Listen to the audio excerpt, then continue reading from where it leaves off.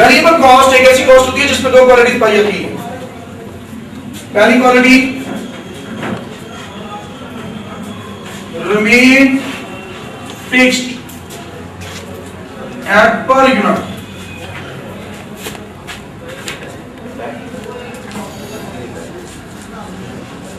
Variable in total, उसी के opposite.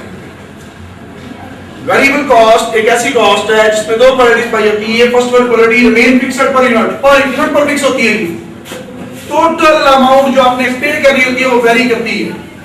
मैं अज्यूम कर रहा हूं कि एक मार्कर को बनाने के लिए 5 रुपए का मटेरियल लगता है। अगर 2 मार्कर बनाऊंगा टोटल पेमेंट 10 रुपीस करूंगा मटेरियल की। 3 मार्कर बनाऊंगा टोटल पेमेंट जो 15 करूंगा। इट जो टोटल अमाउंट आप पे करते हैं, टोटल अमाउंट चेंज होती है according to the unit. Quantity के इंक्रीज या डिक्रीज होने से कॉस्ट चेंज हुआ करती है। जितनी आप क्वांटिटी ज्यादा प्रोड्यूस करेंगे उतनी आपकी वेरिएबल कॉस्ट ज्यादा होगी, जितनी क्वांटिटी कम प्रोड्यूस करेंगे उतनी आपकी वेरिएबल कॉस्ट कम होगी। वेरिएबल कॉस्ट डिपेंड करती है क्वांटिटी के ऊपर, लेकिन फिक्स्ड कॉस्ट क्वांटिटी पर डिपेंड नहीं करती है, इंडिपेंडेंट कॉस्ट होती है। और अगर पर यूनिट कैलकुलेशन करते हैं 10 रुपीस की कॉस्ट में, अगर फर्स्ट के 2 यूनिट बने पर यूनिट 5, 15 रुपीस की कॉस्ट में अगर 3 यूनिट बने पर यूनिट 5। वेरिएबल कॉस्ट एक ऐसी कॉस्ट होती है जो पर यूनिट पर तो फिक्स रहती है, लेकिन वेरी करती है टोटल में। जो टोटल रकम आपने अदा करनी होती है, टोटल अमाउंट जो पे करनी होती है वो चेंज हो रही होती है। फिक्स कॉस्ट उसके ऑपोजिट है। फिक्स कॉस्ट एक ऐसी कॉस्ट जो टोटल फिक्स है। टोटल पेनिंग रेंट यूनिट्स कम बनाए ज्यादा बनाए, टोटल जो रेंट पे करना है 1 लाख रुपए पे करना, उसमें चेंज नहीं आ रही। It means fix cost total में फिक्स होती है, लेकिन ये टोटल में वेरी करती है। टोटल जितनी क्वांटिटी ज्यादा बनाएंगे उतनी आपकी पेमेंट वेरी करेगी। 1 यूनिट बनाएंगे कम मटेरियल की कॉस्ट पे करना पड़ेगी, 2 यूनिट बनाएंगे मटेरियल की कॉस्ट ज्यादा पे करना पड़ेगी। जितनी क्वांटिटी ज्यादा प्रोड्यूस करेंगे उतनी आपकी कॉस्ट भी ज्यादा हो जाएगी। और ये वेरिएबल पर यूनिट पर चेंज होता है। टोटल अमाउंट फिक्स है, जब टोटल अमाउंट फिक्स है अब नीचे डिनोमिनेशन साइड पर जब यूनिट्स को चेंज करते होंगे आपकी कॉस्ट भी वेरी होती जाएगी। वो पर यूनिट जो है फिक्स होती है। अगर एक यूनिट पर 5 रुपए का मटेरियल लगता है, पहले यूनिट पर 5 लगेगा, दूसरे पर 5 लगेगा, तीसरे पर 5 लगेगा, ये कॉस्ट आपकी वेरिएबल कॉस्ट होती है।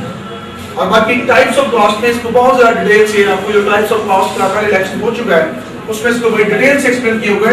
इसके बाद स्टेप कॉस्ट क्या है, सेमी वेरिएबल कॉस्ट के, ये सारी कॉस्ट का पीरियड कॉस्ट वगैरह सब कॉस्ट ये सारी वहां पर एक्सप्लेन की है। और वेरिएंस में हमें इन्हीं 2 कॉस्ट की जरूरत पड़ी है, फिक्स्ड कॉस्ट और वेरिएबल कॉस्ट। वेरिएंस में भी तक हमें सबसे पहले देखा है वेरिएंस क्या होता है। एस्टिमेटेड और एक्चुअल रिजल्ट्स पे कभी भी फर्क पैदा होता है तो उस फर्क को वेरिएंस करा दिया जाता है। अंदाजा ये था कि 10 रुपए की यूनिट बनेगा, यूनिट 12 रुपए का बने, 2 रुपए का वेरिएंस है। अगर अंदाजा ये था कि 10 का बनेगा 8 का बने तब भी 2 रुपए का वेरिएंस है। अंदाजे से ज्यादा कीमत पर फर्क बनेगा वो वेरिएंस अनफेवरेबल होगा, अंदाजे से कम कीमत पर बनेगा तो हमारा वेरिएंस फेवरेबल होगा।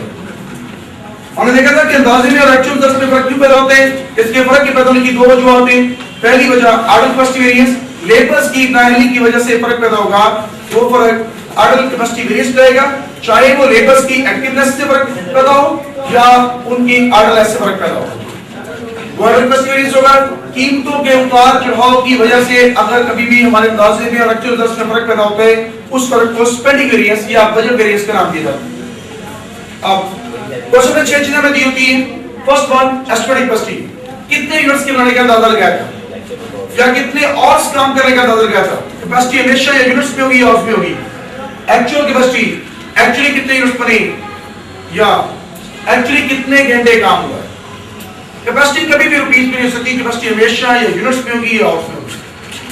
उसके बाद एस्टिमेटेड एफर्ट, कितनी कॉस्ट का अंदाजा था, फैक्ट्री की कितनी कॉस्ट होगी। एक्चुअल एफर्ट, एक्चुअली कितनी कॉस्ट की। और उसके बाद फिक्स्ड कॉस्ट और वेरिएबल कॉस्ट जिसको देख चुके हैं। ये 6 चीजें क्वेश्चन के अंदर दी होती है। अगर किसी क्वेश्चन में एस्टिमेटेड एफर्ट ना दी हो, फिक्स्ड कॉस्ट और वेरिएबल कॉस्ट दोनों का सम करके करते हैं एस्टिमेटेड एफर्ट होती है। क्योंकि हमारी दो ही तरह की कॉस्ट है, एक फिक्स्ड कॉस्ट एक वेरिएबल कॉस्ट है। अगर दोनों को ऐड कर ले तो एस्टिमेटेड एफर्ट होगी। और वेरिएंस में हमें आइडल कैपेसिटी वेरिएंस और स्पेंडिंग वेरिएंस दो वेरिएंस पढ़े। वेरियस में 3 पॉइंट्स को याद रखें, एक अप्लाइड एफएच, एक बजटेड एफएच और एक एक्चुअल एफएच। अगर ये 3 चीजें कैलकुलेट हो जाए, हर तरह का वेरियंस निकल आता है। अप्लाइड एफएच के आंसर से बजटेड एफएच को माइनस कर दें, जो आंसर आएगा वो कहलाएगा आइडल कैपेसिटी वेरियंस। बजटेड में से एक्चुअल को माइनस कर दें, जो आंसर आएगा वो कहलाएगा स्पेंडिंग वेरियंस। वेरियंस के जब भी क्वेश्चन आए तो ए बी ए आबादी को याद रखें। पहला ए अप्लाइड, बी बजटेड और लास्ट वन ए जो है वो एक्चुअल। पहले दोनों का फर्क आइडल कैपेसिटी वेरियंस, नीचे वाले दोनों का फर्क स्पेंडिंग वेरियंस। अगर ये भी भूल जाए, एबीसी पढ़ना शुरू कर दें। आई पहले आता है, पहले दोनों का फर्क आइडल कैपेसिटी होगा, बाद वाले एस बाद में आता है, बाद वाले दोनों का फर्क जो स्पेंडिंग वेरियंस होगा। और पहला पॉइंट है, अगर हमें ये पता लग जाए अप्लाइड कैसे निकले और बजटेड कैसे निकले, तो अप्लाइड का आंसर जो होगा उससे बजटेड के आंसर को माइनस कर देंगे, तो ये हमारा आइडल कैपेसिटी वेरियंस है। बजटेड से एक्चुअल को माइनस कर दें तो स्पेंडिंग वेरियंस है। आपने देखना ये तीनों कैसे कैलकुलेट करते हैं। इनको कैलकुलेट करेंगे ये दो फार्मूला से। अप्लाइड एफएच, इसका formula estimated FH over estimated capacity multiply by actual capacity.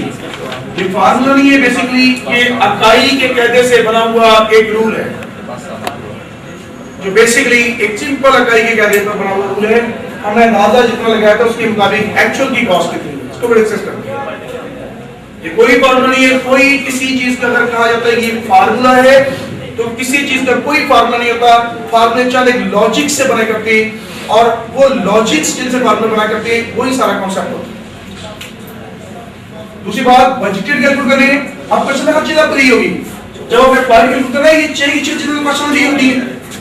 अब हमें बजटेड अप्लाई कैलकुलेट करना है, पहली बात estimated FH, estimated FH question दी होती है। Divide by estimated capacity, estimated capacity भी क्वेश्चन दी होती है। Multiply by actual capacity, actual capacity भी क्वेश्चन दी होती है। इन तीनों की जस्ट वैल्यूज को पुट करना है, हमारे पास अप्लाइड आ जाएगा। और आइडल कैपेसिटी वेरियंस निकालना है तो अप्लाइड से बजटेड को माइनस करना पड़ेगा। अब बजटेड कैसे कैलकुलेट करेंगे? बजटेड एफएच को कैलकुलेट करने का formula fixed cost plus variable cost over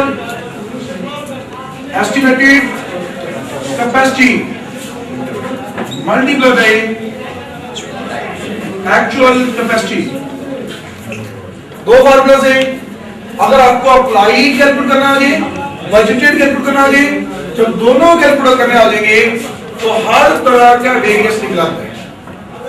fixed cost की क्वेश्चन दी होती है, वेरिएबल कॉस्ट की होती है, एस्टिमेटेड कैपेसिटी दी होती है और एस्टिमेटेड एक्चुअल कैपेसिटी दी होती है। सारी चीजें क्वेश्चन के अंदर गिवन होती है, जस्ट इनमें वैल्यूज को पुट करना है। इस फॉर्मूले से अप्लाइड निकलेगा, इस फॉर्मूले से बजटेड निकलेगा। अप्लाइड के आंसर से बजटेड को माइनस कर देंगे, जो आंसर आएगा वो आइडल कैपेसिटी वेरियंस आएगा। बजटेड से एक्चुअल को माइनस करेंगे। एक्चुअल कैसे निकला है? एक्चुअल एफओएच हमेशा क्वेश्चन में दी होती है, इनको निकालने का फार्मूला नहीं होता। एक्चुअल जो फैक्टरी बच्चे होंगे ये हमेशा क्वेश्चन में दी होंगे। अप्लाइड इस फार्मूले से निकालें, बजटेड से निकालें, एक्चुअल से निकालें। एक्चुअल दी होते हैं क्वेश्चन में। जब ये तीन चीजें हमें पता होंगी तो जिस मर्जी वेरिएंस निकाले, पहले के आंसर से दूसरे को माइनस करें आइडल कैपेसिटी, दूसरे के आंसर से तीसरे को माइनस करें स्पेंडिंग। बस